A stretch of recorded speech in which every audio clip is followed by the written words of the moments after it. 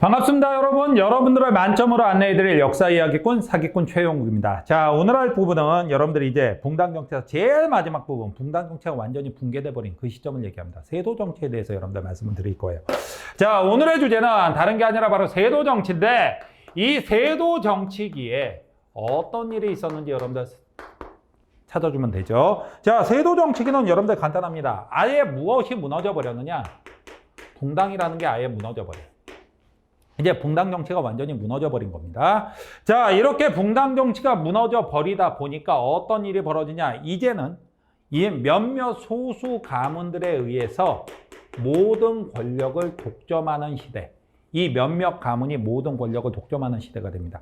도대체 언제부터 이런 게 나왔느냐? 다른 게 아니라 이제 정조가 죽었습니다. 제가 정조에서 맨 마지막 부분에 이런 말씀을 드렸어요. 정조가 마지막에 너무 큰 실수를 했다고. 무슨 실수를 했느냐? 너무 일찍 죽었다라고 얘기를 했습니다. 자, 얼라가 왕이 됐다라고 얘기를 했어요. 그렇게 왕이 된 게 바로 누가 되느냐? 순조. 순조 때는 누가? 안동 김씨가. 안동 김씨가. 자, 그 다음에 순조 다음이 누가 됐냐? 헌종 때. 헌종 때는 풍양 조씨가. 풍양 조씨가 권력을 잡게 됩니다. 자, 그리고 아예 여기서 대가 또 끊어져 갖고 누구를 내려오느냐? 당시 강화도에서 나무꾼 하던 애를 그 왕족 피라는 이유로 걔를 데려와서 왕으로 만듭니다. 걔가 바로 강화도령 철종이 되죠. 철종 때는 다시 안동 김씨가. 이렇게 몇몇 가문이 모든 권력을 다 장악을 하게 됩니다. 그리고 이 가문들은 무엇을 장악하느냐? 여러분들, 이 세도 정치기의 핵심 기구는 다른 기구가 아니라 바로 비변사가 돼요. 비변사, 여러분들 기억을 나죠? 자, 조선 후기에 강화되면서 왕권, 의정부, 육조 모든 기능을 약화시켰다라고 얘기를 했었어요. 자, 그런 비변사를 얘네가 장악하면서 이제 세도 정치는 최악의 정치를 만들어내게 됩니다. 자, 그렇다면 여러분들 봅시다. 여러분들이 만약에 이 시대에 살아요. 그리고 여러분들이 좋은 사람이 아니야. 나쁜 사람이야. 나쁜 사람이어야 합니다. 그런데 관직에는 꼭 나가고 싶어. 관직엔 꼭 나가고 싶다 보니까 여러분들은 무엇을 해야 될까? 솔직히 말하면 과거 시험을 보러 가야 되겠습니까? 아니면 뇌물 쌓아 짊어지고 이 안동김씨 집안으로 들어가야 되겠어요. 안동김씨 집안으로 뇌물 쌓아 짊어지고 들어가야 되겠죠. 그런 현상을 바로 뭐라고 얘기를 하냐면 매관. 매직이라고 얘기를 해요. 매관, 매직. 매관, 매직 하니까 무슨 마술, 마법, 아이씨. 제가 생각해도 좀 썰렁한 농담이긴 했었습니다. 그게 아니라 관직을 매매한다는 뜻이 되죠. 여러분들이 돈을 주고 관직을 샀습니다. 그렇다면 제일 먼저 해야 될 일은 바로 무엇이 될까요? 본전 뽑고 이자 뽑아야 되겠죠. 본전 뽑고 이자 뽑는 거. 누구한테 본전 뽑고 이자 뽑아야 되느냐? 농민 수탈을 해야 되죠. 그래갖고 이때는 다른 게 아니라 바로 농민. 수탈이 나올 수밖에 없는 거예요.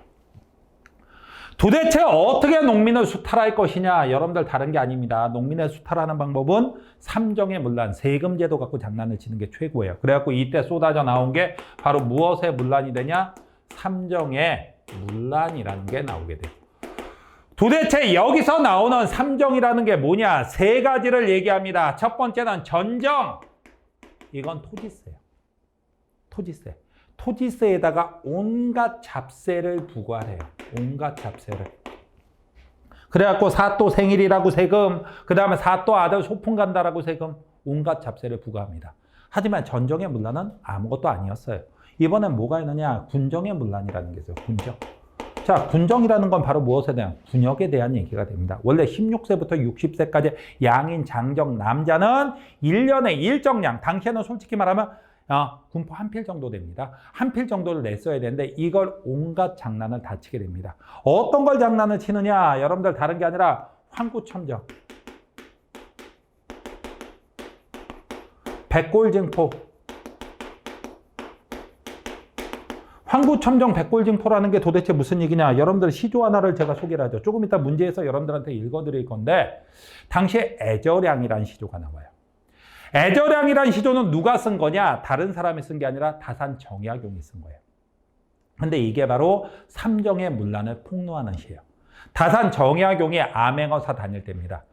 어느 고을에 갔는데 완전히 초엽기 사건이 하나가 터졌어요. 초엽기 사건이라니 이게 도대체 무엇이냐? 다른 거 아닙니다. 어떤 고을 딱 갔는데 어떤 아낙네가 관청 앞에서 막 통곡을 해요. 아니 억울한 일이 있다라면 이걸 풀어주는 게 암행어사의 역할 아니에요. 그래갖고 가서 봅니다. 그랬더니 완전 초엽기 사건이 터진 거예요. 이걸 고1 학생들 앞에서 얘기해도 되는지 모르겠습니다. 그 아낙네의 손에 뭐가 들려냐? 어떤 남자의 잘라진 성기, 거시기가 들려요. 피가 뚝뚝뚝 떨어지면서. 완전히 초엽기 사건이요. 그래서 사건이죠. 그러다 보니까 정약용이 놀라갖고 물어봅니다. 이게 무슨 일이요? 그랬더니 얘기를 합니다. 이 아낙네가 막 통곡을 하면서 얘기를 해요. 여보시오, 양반이 있네. 내 말씀 좀 들어보소. 시아버지 이미 돌아가셔서 3년상 다 치렀고 시아버지는 이미 돌아가셨다는 얘기예요. 그리고 갓난아인 태어나서 배냇물도 안 말랐는데 이제 갓 태어난 어린애란 얘기입니다. 근데 원래 군역대상, 군포를 내야 되는 사람들은 16세부터 60세까지의 양인, 장정, 남자만 내게 돼 있습니다. 그렇다면 이 집에서 16세부터 60세까지의 양인, 장정, 남자한테 해당되는 것은 누구 하냐면 자기 남편 한 명뿐이에요. 그래갖고 1인분만 준비하면 됐죠. 그런데 돌아가신 시아버지가 부활돼갖고 서류상으로는 살아계시는 거예요. 군포내라고 합니다. 그리고 갓 태어난 배냇물도 안 마른 이 어린애가 갑자기 16세 한꺼번에 다 컸어요. 갑자기 태어난 지 한 달 만에 어른이 돼버렸어. 그러니까 3인분을 내라고 합니다. 3인분 냅니까 못 냅니까? 세금이 3배가 나왔어요. 못 내요. 못 내니까 어떻게 하느냐? 집에서 키우던 소가 끌려갑니다. 근데 소라는 게 지금 의미하고 옛날 의미가 완전히 달라요. 지금은요, 소하면 맛있겠다. 오늘 저녁에 소고기 썰었으면 좋겠는데 한우 등심, 꽃 등심 너무 죽인데 이러죠. 하지만 이 시대에는 소는 잡아먹을 수 있는 동물이 아닙니다. 소라는 것은 농업의 동반자, 소가 없으면 농사를 지을 수가 없어요. 그래서 소는 솔직히 말하면 그 집안의 전 재산이나 다름없습니다. 그런데 그 소가 끌려갔죠. 그러다 보니까 전 재산을 뺏긴 거고 농사를 지을 수 없게 된 거예요. 너무 화가 난 나머지 남편이 낫을 들고 방 안에 들어가서 소리를 지릅니다. 자식을 낳은 내 죄로다 하고서는 자신의 성기를 잘라버리고 죽어버린 거예요. 이걸 들고 와서 통곡을 하면서 내 남편 살려내라고 얘기를 하고 있는 거야.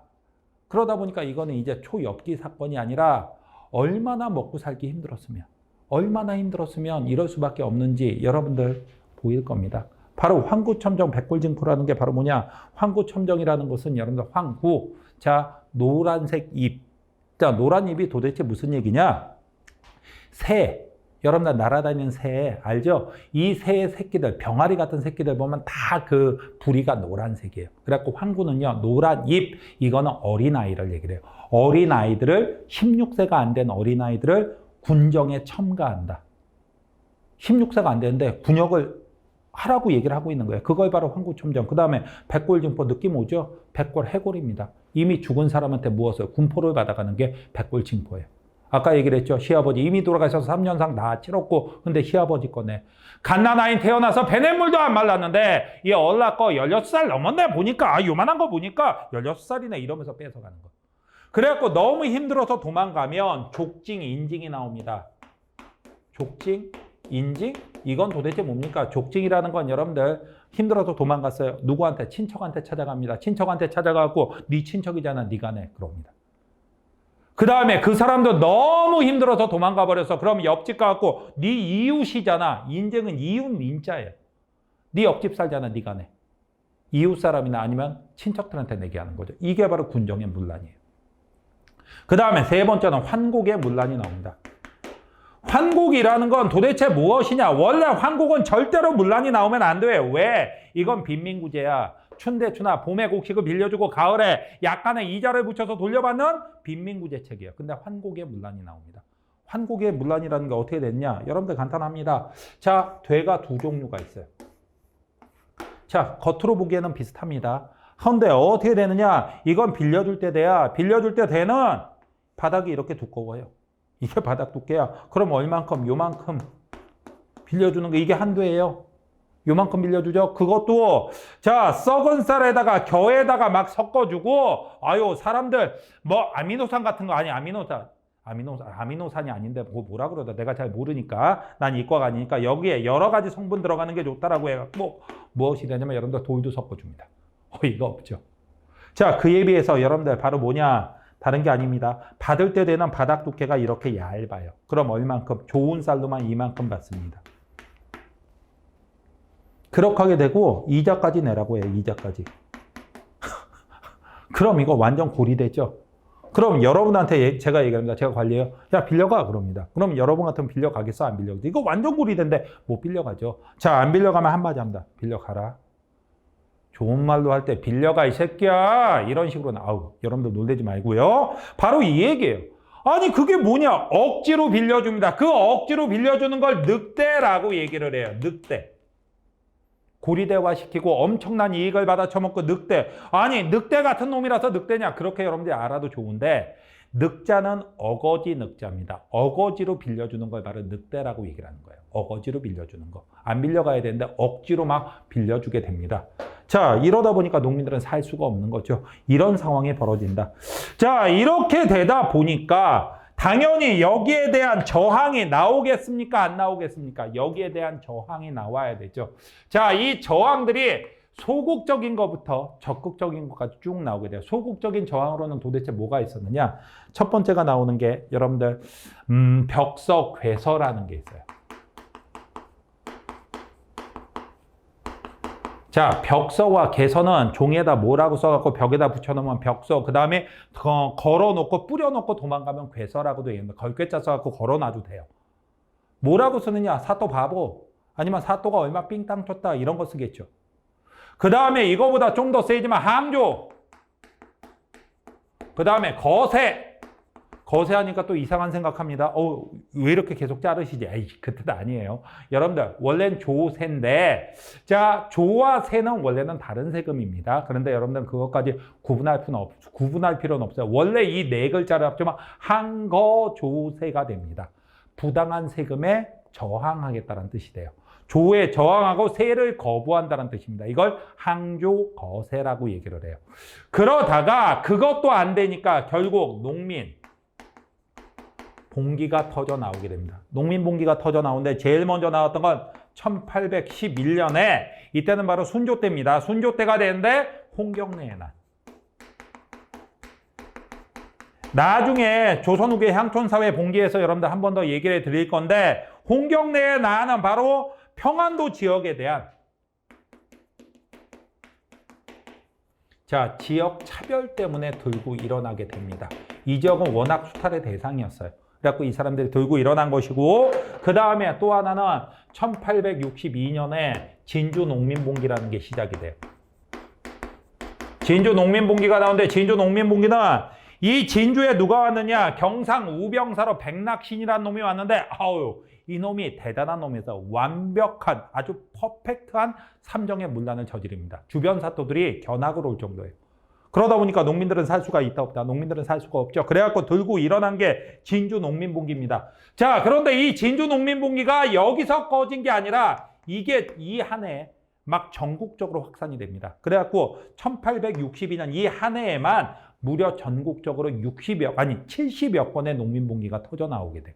그걸 묶어서 무엇이라고 얘기를 하냐면 임술, 농민, 봉기라고 얘기를 하죠. 결과적으로 어떻게 한다? 이런 세도 정치 때문에 매간 매직이 나왔고 매간 매직이 나오니까 농민 수탈, 삼정의 문란이 나왔고 삼정의 문란으로 농민들은 살 수가 없으니까 1811년에 홍경래의 난, 1862년에 임술 농민봉기 같은 농민봉기가 터져 나올 수밖에 없었다. 이렇게 여러분들이 기억을 해두시면 됩니다. 이게 바로 세도 정치기에 있었던 상황들을 얘기를 해요. 자, 그렇다면 이 세도 정치기에 어떤 문제들이 출제가 될 수 있는지 한번 여러분들 보도록 하죠. 자, 보겠습니다. 다음 표의 가시기에 정치 상황에 대한 설명으로 옳지 않은 것이라고 되어 있습니다. 숙종, 한국정치, 환국 나왔었죠. 그 다음에 영조, 정조, 탕평정치, 그 다음에 순조, 헌정, 철장. 이거는 여러분들 최악의 정치, 무슨 정치? 세도 정치가 나타나고 있죠. 그렇다면 봅시다. 왕의 외척들이 고위관직을 독점했다. 다 외척들이에요. 맞는 얘기입니다. 그러니까 정조가 외척을 제거한 건 잘한 거였어요. 원래는. 예속 문제로 잠깐만. 예속 문제라면 세도 정치기가 아니라 붕당의 전개기. 붕당의 전개기가 되면서 이건 바로 어느 왕 때가 됐냐? 현종 때가 되는 겁니다. 그러다 보니까 이건 틀렸죠. 정답 나왔죠. 의정부의 기능이 축소되고 비변사가 강화되었다. 비변사가 세진 거 여러분들 맞죠? 임술, 농민, 봉기 등 농민 항쟁이 전국적으로 일어난 거 맞죠? 농민들은 전정, 군정, 황곡 등 3종의 분란으로 고통을 받았다. 맞는 얘기죠. 자, 그 다음 문제 여러분들 보겠습니다. 다음 자료와 같은, 자, 이거 한번 지어놓고 보죠.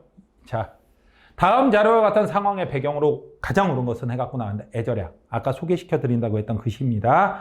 갈반마을 젊은 여인 울음도 서러워라. 현문향에 울부짖다 하늘 보고 호소하네. 군인 남편 못 돌아오면 있을 법도 한 일이나 예부터 남절양은 들어보지 못했노라. 시아버지 죽어서 이미 상복 입었고. 무슨 말인지 알죠? 그 다음에 갓난아인 페냇물도 안 말랐는데 3대 이름이 군적에 실리다니 달려가서 억울함을 호소하려도 범 같은 문직이 버티어 있고 이정이 호통하여 단벌소만 끌려갔네. 소가 끌려갔다는 얘기예요. 문득 남편 문득 칼을 갈아 방 안에 뛰어들자 붉은 피 자리에 낭자하구나. 스스로 한탄하네. 아이 낳은 죄로구나. 이런 얘기를 하고 있는 거예요. 그렇다면 이것의 배경이라면 여러분들 봅시다. 귀족의 왕위쟁탈전. 이거는 언제? 신라 하대, 신라 말이나 얘기를 해야 되겠죠? 일제 경제침도 아직 일제시대 안 갔습니다. 대동법의 실시, 대동법 실시하고는 상관이 없죠. 붕당정치의 변질, 미안하지만 이건 세도정치기에 넘어가면서 상황이고, 그 다음에 또 하나가 붕당정치 변질보다도 무엇입니까? 삼정의 문란 때문에 나온 거죠. 그러다 보니까 답이 되는 건 몇 번? 5번이 정답이죠. 자, 이렇게 해갖고 여러분들 세도 정치에 대해서 살펴봤습니다. 어렵지 않으셨을 거예요. 여러분들 잘 정리해 두세요. 이번 강의 여러분들 고생하셨고요. 다음 강좌에서 뵙도록 하죠.